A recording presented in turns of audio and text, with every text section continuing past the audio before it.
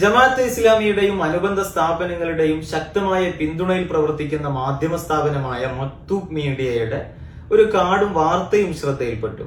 കഴിഞ്ഞ ദിവസം കൊച്ചിയിൽ സമാപിച്ച മലയാള മനോരമയുടെ ഹോർത്തൂസില് മുസ്ലിം വിരുദ്ധതയുണ്ട്, ആ പ്രോഗ്രാം ഇസ്ലാമോഫോബിക്കാണ് എന്ന് ആരോപിക്കുന്നതാണ് വാർത്ത. ജമാൽ കൊച്ചങ്ങാടിയെയും മുഹമ്മദ് അബ്ബാസിനെയും ഒക്കെ അവരുടെ മുസ്ലിം പേര് കാരണം, മുസ്ലിം സ്വത്വം കാരണം തഴഞ്ഞു, അവഗണിച്ചു എന്നതാണ് ഈ ആരോപണത്തിന്റെ ഇതിവൃത്തം. ജമാൽ കൊച്ചങ്ങാടി തീർച്ചയായും അത്തരം ഒരു പ്രോഗ്രാമിൽ ക്ഷണിക്കപ്പെടേണ്ട ആളാണ്. കാരണം അദ്ദേഹം കൊച്ചിയുടെ തന്നെ ചരിത്രകാരനാണ്.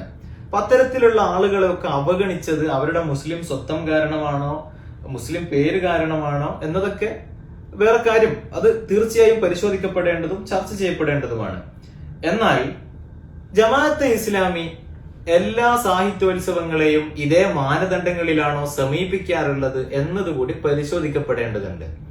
ഏതാനും വർഷങ്ങൾക്ക് മുമ്പ് 2016 എന്നാണ് എന്റെ ഓർമ്മ, കോഴിക്കോട് DC ബുക്സിന്റെ ആഭിമുഖ്യത്തിൽ ലിറ്ററേച്ചർ ഫെസ്റ്റിവൽ ആരംഭിക്കുന്ന കാലം, ആദ്യ KLF.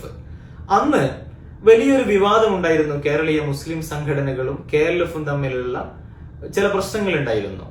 KLFന്റെ ആദ്യ എഡിഷനില് മതം, ആത്മീയത, തത്വചിന്ത എന്ന ടൈറ്റിലിൽ ഒരു സെഷൻ പ്രഖ്യാപിക്കപ്പെട്ടു. ആ സെഷന്റെ ആകത്തുക ഇസ്ലാമിനെ കുറിച്ച് ഇസ്ലാം വിമർശകരുടെ നേതൃത്വത്തിൽ നടക്കുന്ന ഒരു ചർച്ച എന്ന രൂപത്തിൽ ചുരുക്കിയതായിരുന്നു ആ സെഷനിന്റെ ഒരു സ്വഭാവം, അതിന്റെ പാനലും മറ്റുമൊക്കെ.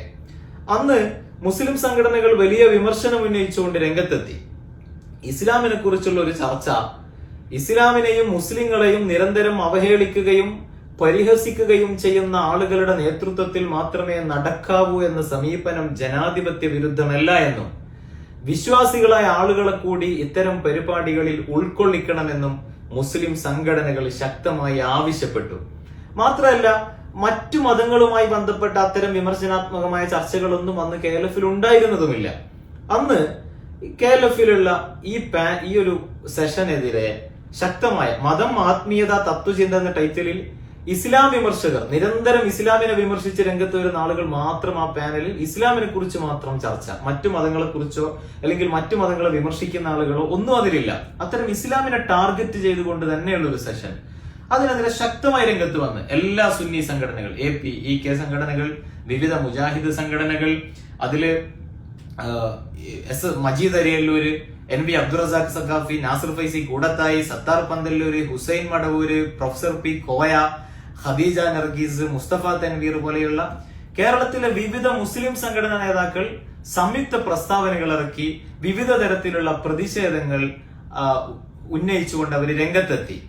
അന്ന് ഈ സംയുക്ത പ്രസ്താവനകൾ, മുസ്ലിം സംഘടനകളുടെ പ്രതിഷേധങ്ങളെ കുറിച്ച് മലയാള മനോരമയിൽ സംയുക്ത പ്രസ്താവനകൾ വാർത്ത നൽകിക്കൊണ്ട് തന്നെ ഈ പ്രതിഷേധങ്ങളെ കുറിച്ചുള്ള വാർത്തകൾ വന്നു. ദ ഹിന്ദുവിൽ വന്നു, ഇന്ത്യൻ എക്സ്പ്രസിൽ വന്നു, ചന്ദ്രിക, സിറാജ് പോലെയുള്ള, സുപ്രഭാതം പോലെയുള്ള മുസ്ലിം പത്രങ്ങളിലെല്ലാം വന്നു. പക്ഷെ അന്ന് ജമാഅത്തെ ഇസ്ലാമി പൂർണ്ണമായും ഈ പ്രതിഷേധത്തിൽ നിന്ന് മാറി നിൽക്കുകയാണ് ചെയ്തത്.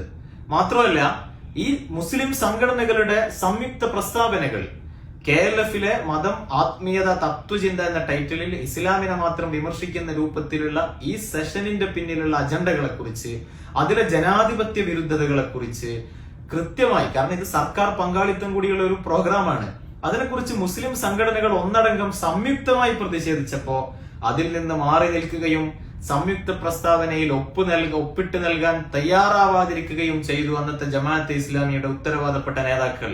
മാത്രമല്ല, ആ സംയുക്ത പ്രസ്താവന പ്രസിദ്ധീകരിക്കാൻ പോലും മാധ്യമമോ മീഡിയ വണ്ണോ തയ്യാറായില്ല എന്നത് 2016 നമ്മൾ അനുഭവിച്ച ഒരു കാര്യമാണ്. എന്തുകൊണ്ടാണ് ജമാഅത്തെ ഇസ്ലാമിക്ക് അന്ന് KLFൽ ഈ ഒരു സെഷനിൽ ഇസ്ലാമോഫോബിയ തോന്നാതിരുന്നത്?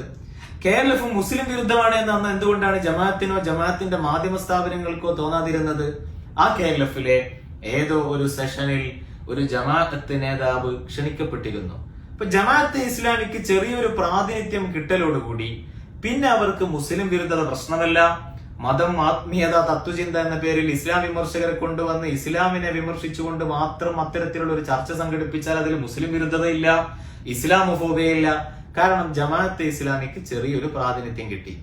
അപ്പൊ ജമാഅത്തെ ഇസ്ലാമി അന്ന് പ്രതിഷേധിക്കാതെ ഇതിൽ നിന്ന് മാറി നിൽക്കുകയും മുസ്ലിം സംഘടനകളുടെ പ്രതിഷേധങ്ങളുടെ വാർത്തകൾ പോലും നൽകാതിരിക്കുകയും അതുമായി സഹകരിക്കുകയും ചെയ്തതിന്റെ പേരിൽ ജമാഅത്തെ ഇസ്ലാമിക്ക് പിന്നീട് KLF-ൽ കൂടുതൽ പ്രാതിനിധ്യം കിട്ടുകയും ജമാഅത്തെ ഇസ്ലാമി തിരിച്ച് KLF-നെ കൂടുതൽ പരിഗണിക്കുകയും ചെയ്യുന്ന കാഴ്ചകളും നമുക്ക് കാണാനിടയായി.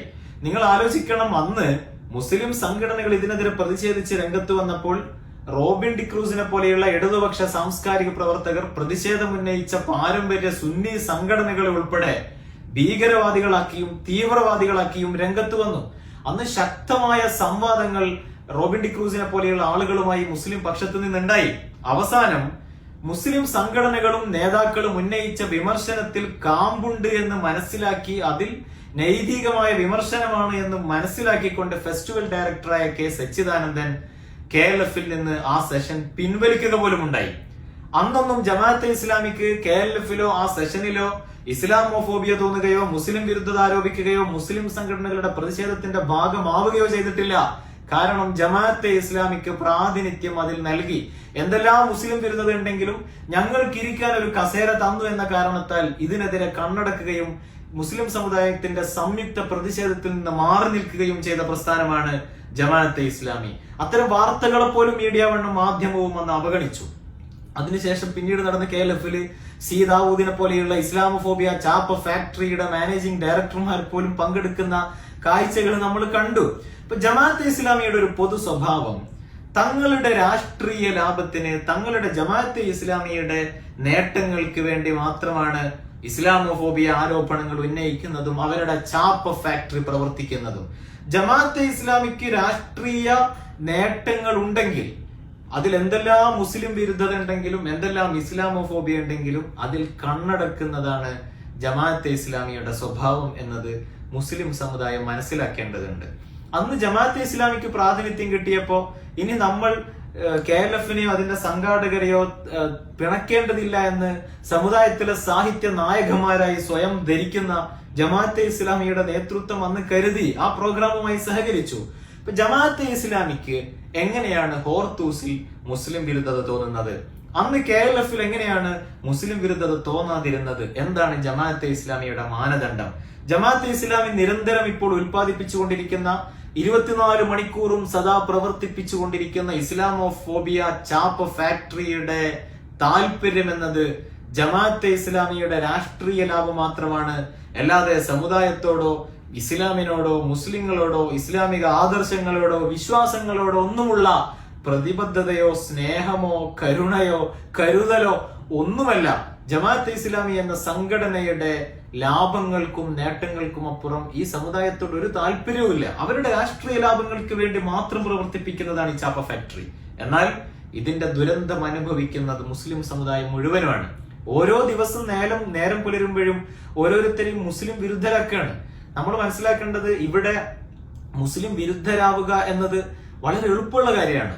ഇന്ത്യ പോലെയുള്ള ആകെ തകർന്ന ഒരു സിവിൽ സൊസൈറ്റി, സ്റ്റേറ്റിന്റെ സംവിധാനങ്ങൾ മുഴുവൻ മുസ്ലിം വിരുദ്ധം. ഇവിടെ ഒരാൾക്ക് മുസ്ലിം വിരുദ്ധനായി ജീവിക്കുക എന്നുള്ളത് വളരെ സൗകര്യമാണ്.